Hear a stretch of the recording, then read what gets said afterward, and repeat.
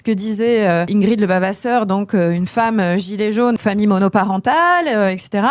Comment est-ce que je vais faire pour offrir des cadeaux de Noël à mes enfants, hein, c'était au mois de novembre, au moment du mouvement des gilets jaunes. C'est cet enjeu-là, c'est-à-dire on ne peut plus. Et donc du coup, il y a une forme d'impasse dans la situation que l'on vit actuellement, d'où l'idée de crise de la reproduction sociale. On n'arrive plus en fait à se reproduire pour continuer d'aller travailler demain, et puis surtout reproduire sa force de travail. Reproduire sa force de travail. Par ailleurs, ça pose aussi la question, et ça qui est bien plus ample que ça, que vont devenir nos enfants? Dans les générations précédentes, on pouvait espérer que nos enfants vivent mieux que nous, justement, obtiennent des conquis sociaux nouveaux qui leur permettent de pouvoir justement avoir des loisirs, etc., et de pas être uniquement centrés sur le travail, justement.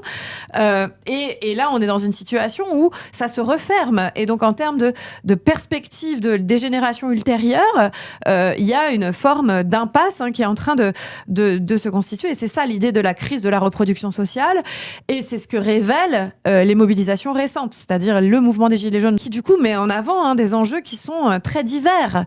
À la fois autour des services publics, à la fois autour des taxes. On a retrouvé ça au moment de Bloquons tout à la rentrée.